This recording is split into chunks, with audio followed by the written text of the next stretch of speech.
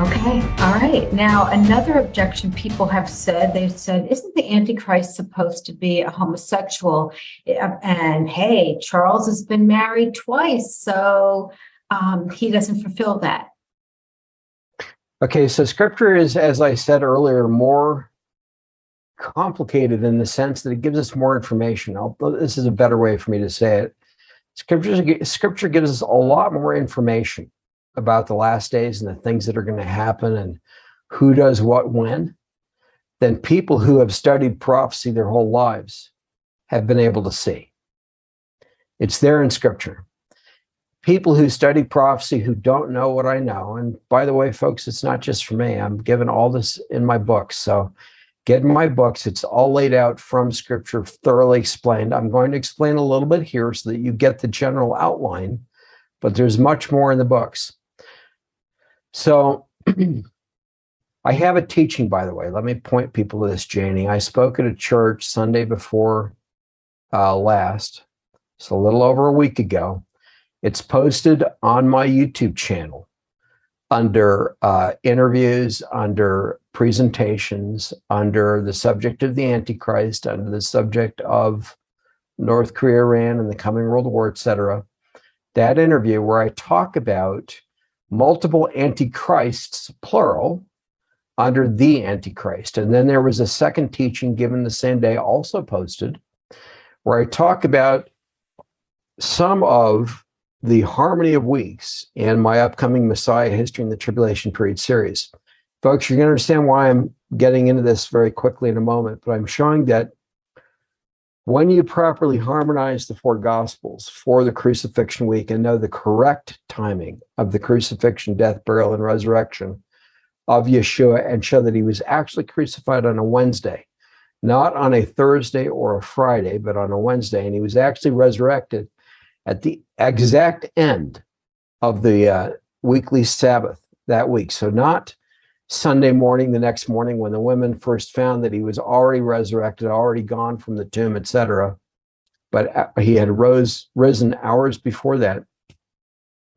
In other words, he was crucified on the fourth day of the week, a Wednesday, resurrected at the exact end of the seventh day, the exact end of the weekly Sabbath, only to be seen hours later after that.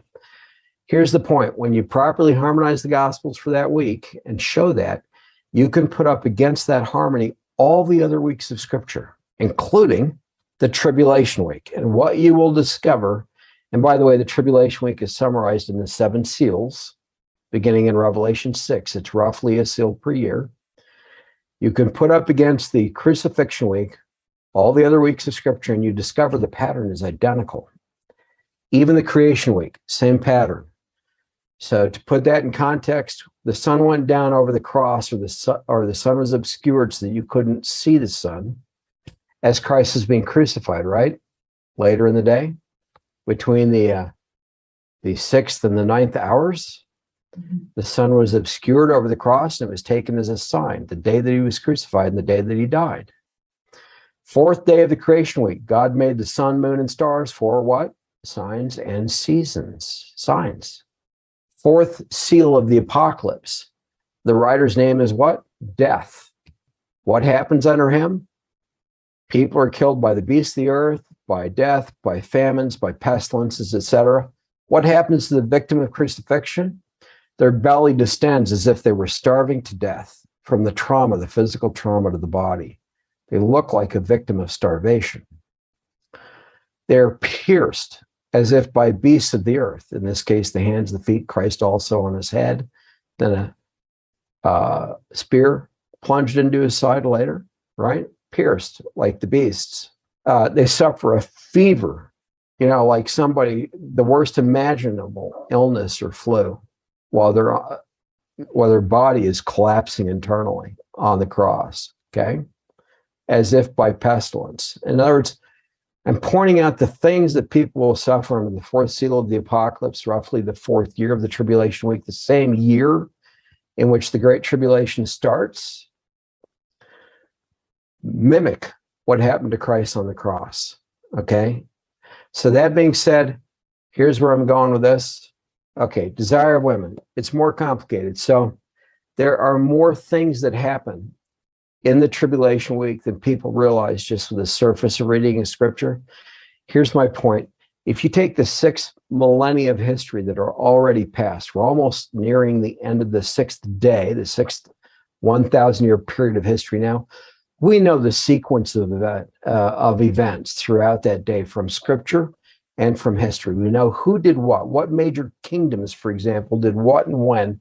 We have a fairly good idea. Those 6 millennia are mostly fulfilled at this point, right? The entire crucifixion week already fulfilled. The entire creation week already fulfilled. You can take that information, particularly the week of history that's 6 days past now, and you discover that the same actors, if you could condense them into a 6-year period, this first 6 years of the tribulation week, are doing the same things in the same sequence in the tribulation week.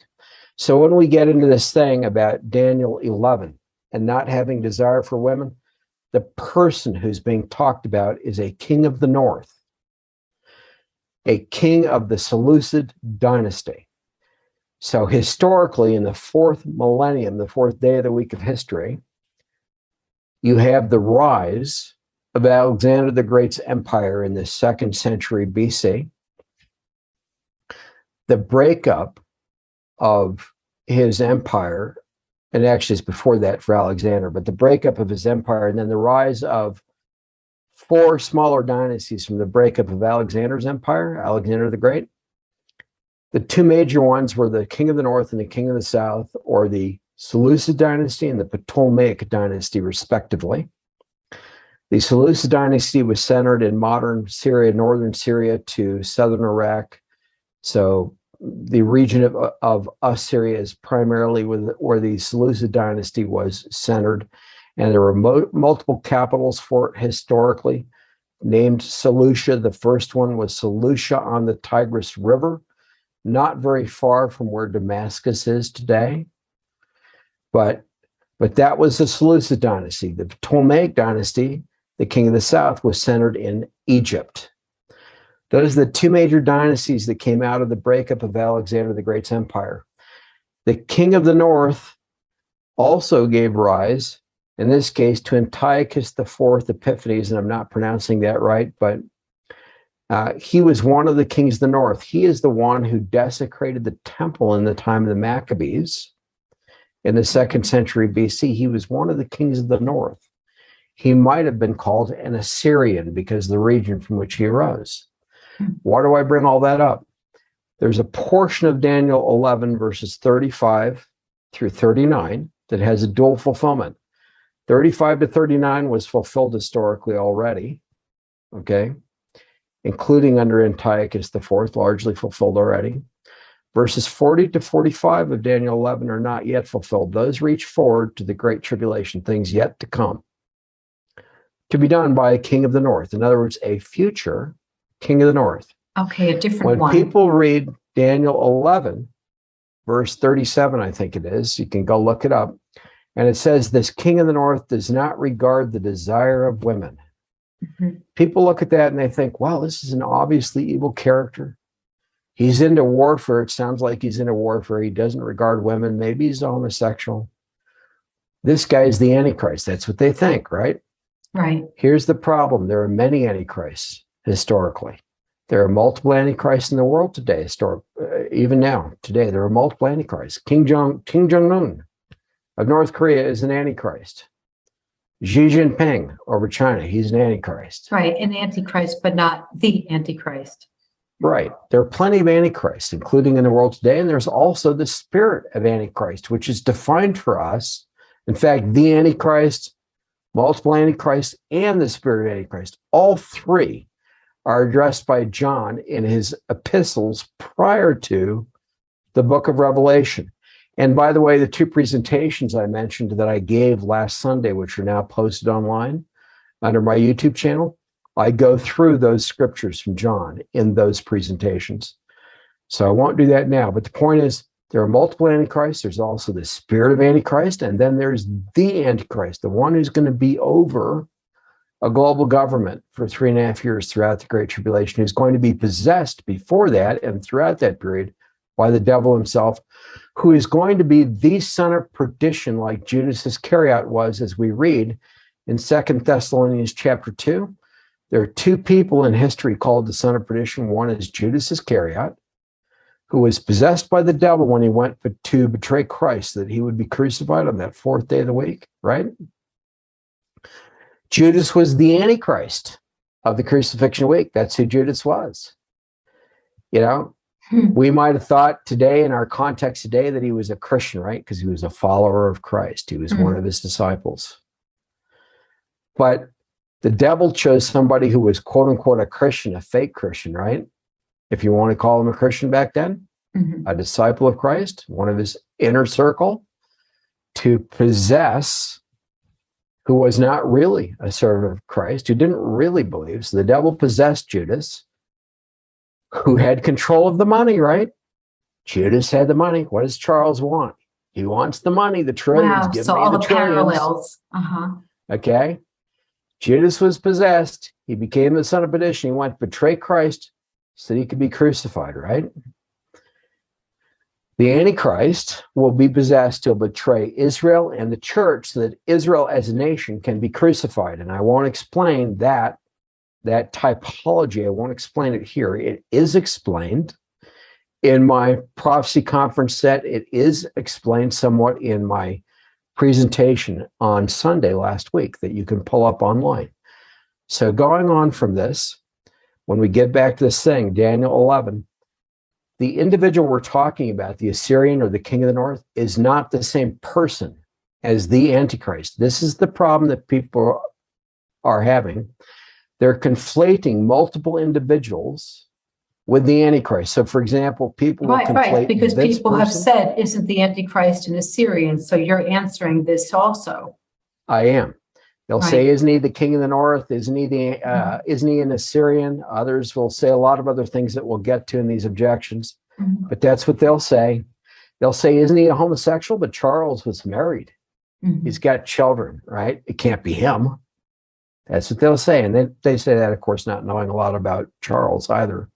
But in any case, this king of the north, this person who is an Assyrian, not the only Assyrian, but he's an Assyrian, who is an Antichrist, in Daniel 11:37, already lived historically. There's a dual fulfillment here. And I talk about that in my Messiah history and the tribulation period multi-volume series, where I go through the actual history in relation to this passage and everything else in the Bible. But the point is, there's a dual fulfillment there. There's somebody else in the last days like this, another king of the north, from Daniel 11:35 all the way through 45. So there's the dual fulfillment from 35 through 39. And people conflate that other person with the Antichrist, when in reality, they're different individuals. And I point that out in my Messiah history in the tribulation period. They're different Antichrists, okay? So this verse is not at all about Charles. That's the first point. The second point is, it isn't actually about homosexuality either. The desire of women is actually a title for the Messiah. It's not about the king of the north being a homosexual, and it never was. The Assyrians, the Babylonians, they had familiarity with Mazzaroth, or the zodiac, the corrupted version of it. And in the zodiac, the Messiah is known as the desire of women. That's one of his titles, because he's the promised seed from Genesis 3:15. The women of antiquity knew that there would come a woman, a descendant of Eve, who would bear the seed, who would crush the serpent's head, right? The promised seed. They wanted to be the person who would bear that seed. That was considered a blessed thing. And that's why Miriam, Yeshua's mother, is blessed among women, right? Scripture tells us she would be called blessed because she gave birth to the Messiah. She's the woman who gave birth to that seed. She's the one who fulfilled it historically, right? So she's called blessed. That being said, what it's actually stating about this king of the north is that he does not regard the desire of women. In other words, he does not regard the Messiah. He doesn't regard the desire, the God of Israel in reality.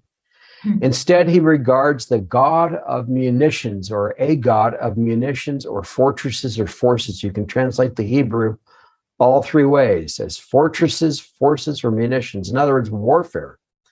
So in other words, it's saying he doesn't regard the real God. He could care less about the Messiah. What he cares about is making war and having weapons to deal with his enemies or whatever. Whoever is controlling the region of southern Iraq and northern Syria, when the time comes for that passage to be fulfilled, will be that person. You know, the United States and NATO have been in Iraq for decades now, since the Gulf War, right? We're not in Syria. We're not in Egypt. This king of the north, whoever he is, will overflow the territory of the king of the south, and he'll go through Israel to get there. Okay, but you're saying that king of the north is not going to be the Antichrist. Correct. Okay. It doesn't mean he won't be under the Antichrist, though. He will be under the Antichrist. Mm-hmm. So consider that. Charles is most in control of the UK, even though most people think that he doesn't have a lot of power in the UK. That's not true. The prime minister reports to him, the reason Liz Truss is gone and she's been replaced. And by the way, I should mention, this ties into our earlier question about his and the finances and the trillions of dollars.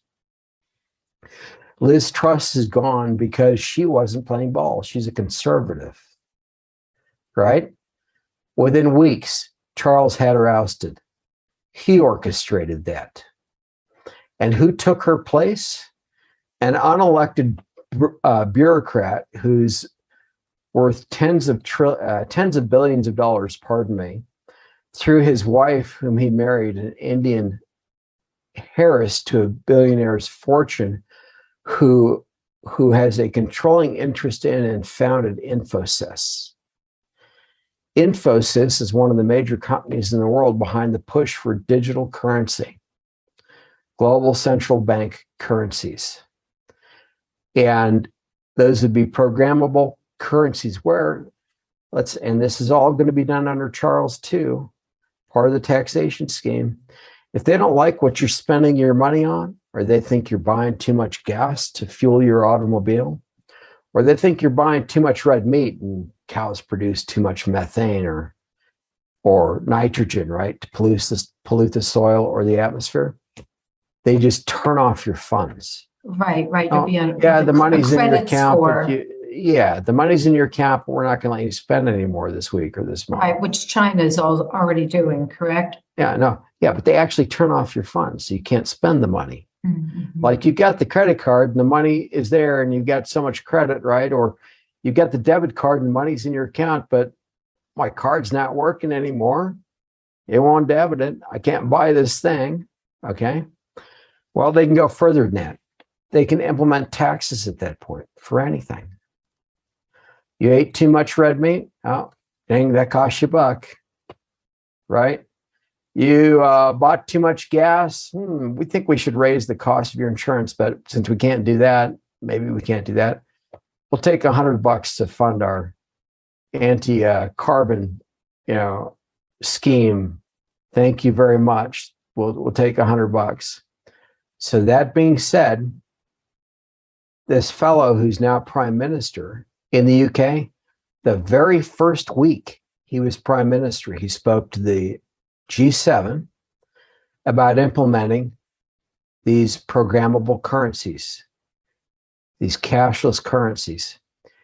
And then he spoke to the UK about the same thing. He was pushing it immediately upon being prime minister. And he's a very wealthy person, tens of billions of dollars, right? Why would he even care? So that's my point. That's another part of the his. And so Charles claims descent from ancient Babylonia, from ancient Assyria, specifically their kings and rulers, from Rome's ancient emperors, from Egypt's ancient pharaohs, from Israel's King David. Officially that claim is made through the British monarchy's official lineage, in this case, Queen Elizabeth II's Charles' deceased mother's official lineage, claims that they are descended from King David, and explicitly they claim to sit upon the throne of David. So Charles, as far as he's concerned right now today, is actually sitting upon the throne of David.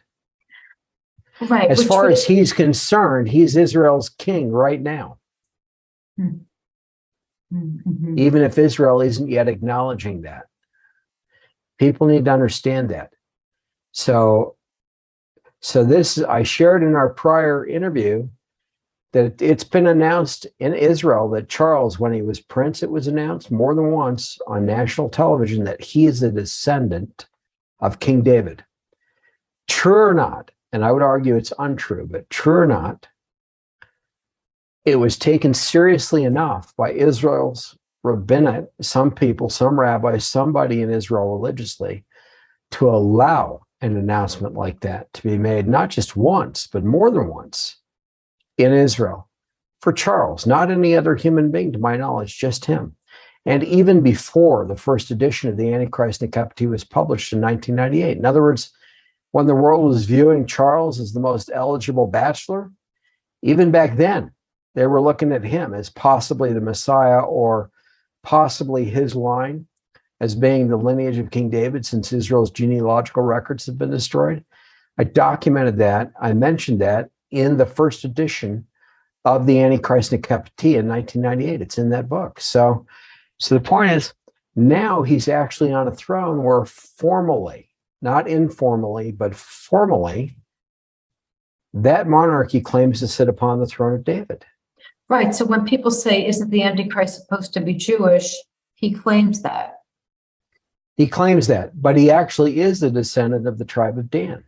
Right. So the early church understood that the Antichrist, they called him the Black One. He's called the Black One in the pseudepigraphic writings, which are kind of like apocryphal writings. But there are pseudepigraphical and apocryphal writings where the Antichrist is referred to as the Black One. You know, it's another way of saying Prince of Darkness, but just calling him the Black One. At any rate, Charles is the Black Prince.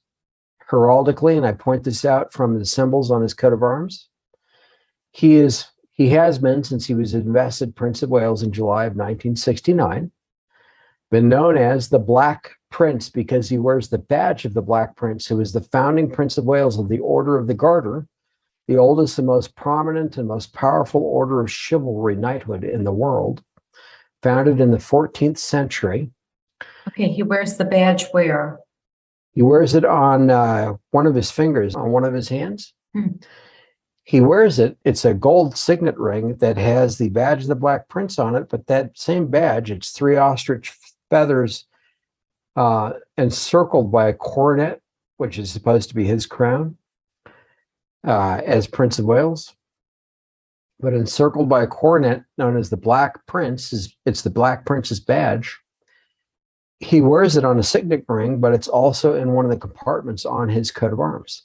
It's also a druidic awen. The 3 ostrich feathers are arranged to represent a druidic awen. So I talk about that. The awen symbol is a precursor to the mark of the beast. Historically, the design of the picket-shaped UPC and EAN barcodes is related to something called the Ogham alphabet of Druidry, and also to the Awen of Druidry and Neo-Druidry, both classical and Neo-Druidry. And I address this in my book on the Mark of the Beast, but all that ties in under Charles, and the central symbol of this Neo-Druidry is, and they're the Gorsed Druids, that's what they're called, is the red dragon, the same red dragon that's on Charles' coat of arms, the same one that represents Satan, the same one that Wales has adopted as their national symbol. It is the central symbol of Gorsed Druidry.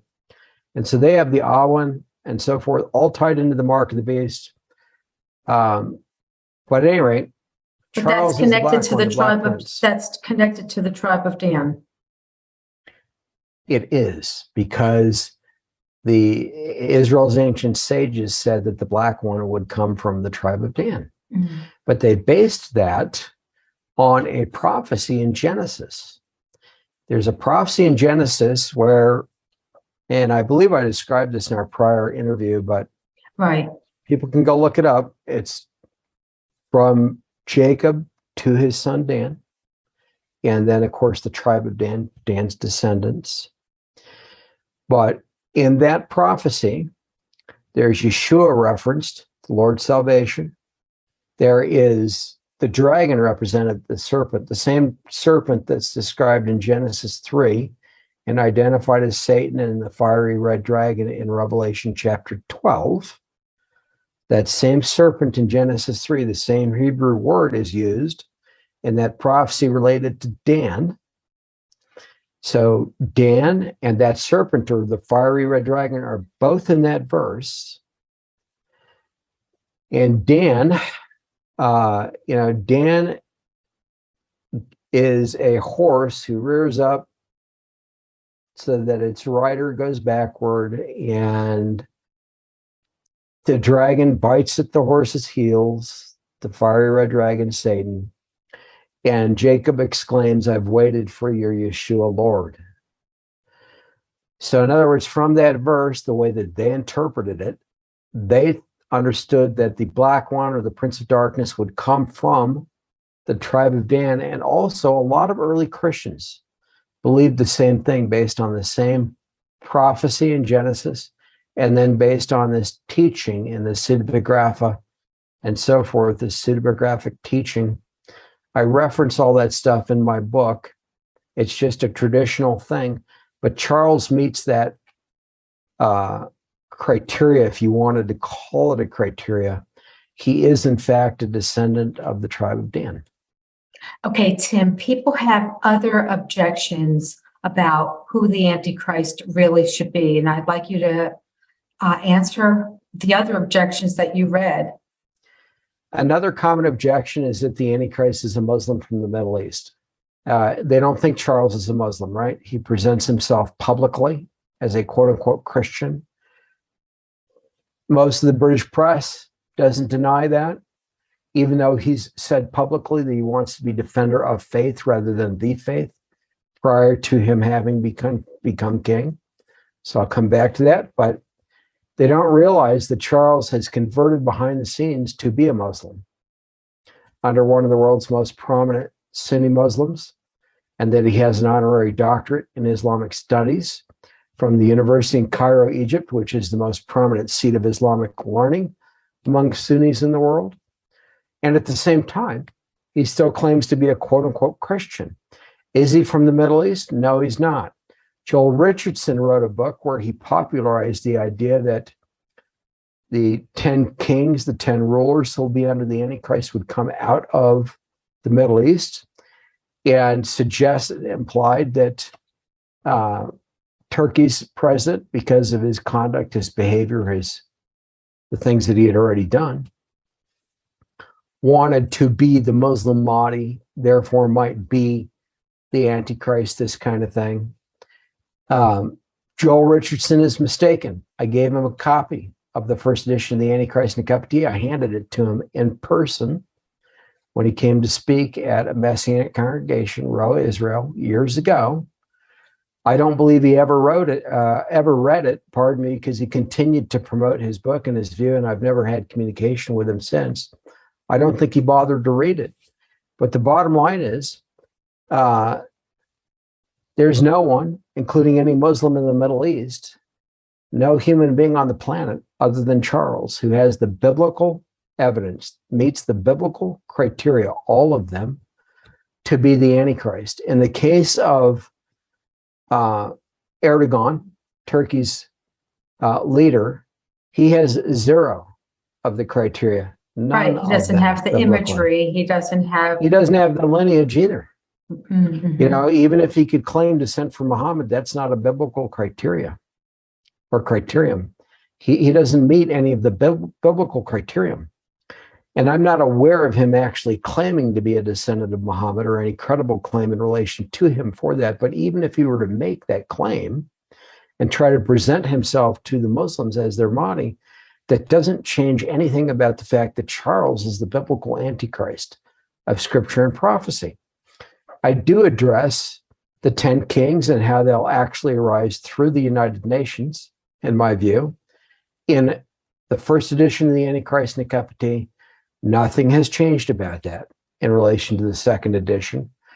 I suggest that there will be an expansion of the UN Security Council to 10 permanent members, 5 from the East, 5 from the West, as we think of the East-West division in the world today.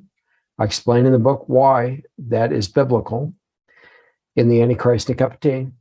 And 3 of the 10 coming under the direct authority of the little horn with the eyes of a man in Daniel 7, coming under the direct authority of the Antichrist for the 3.5-year period of his global rule.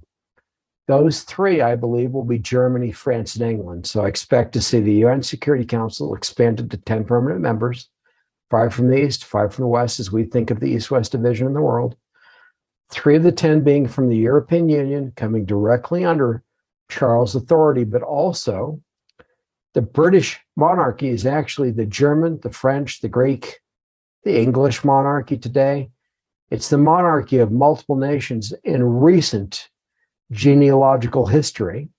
And were Germany and France to try to have a monarchy of their own again formally, or the European Union to say that we want to have a monarchy over the EU, anything like that, all of a sudden Charles is in direct control of Germany, France, and England. But regardless, he is the monarch over those 3 nations, whether they acknowledge it or not, genealogically and historically. And then on top of that, prior to Brexit, the diplomatic missions of Germany, France, and England were unified as a single mission. So even that alone puts the 3 directly under Charles, and to a great extent, they're still unified even with Brexit. Brexit itself could possibly be undone still. We don't know if that'll happen, but whether it is or not, it's still the scenario that to me makes the most sense biblically for the rise of the 10 kings and for 3 of the 10 to be under the Antichrist and for 5 to be from the East, 5 from the West, as we think of the East-West division of the world. So on all counts, I'll say Joel Richardson got it wrong. And Charles, in fact, does claim descent from Muhammad. He is the most popular Westerner in the world to the Muslims in the Middle East. He is a Muslim as far as they're concerned because he converted to Islam. He, not just a quote unquote Christian, he's all those things, he would tell you if you were honest. And he has an honorary doctorate in Islamic studies, which he obviously wouldn't have if the Muslims in the Middle East didn't take him very seriously, right? So there's all that going for him on that point. Let's move on. So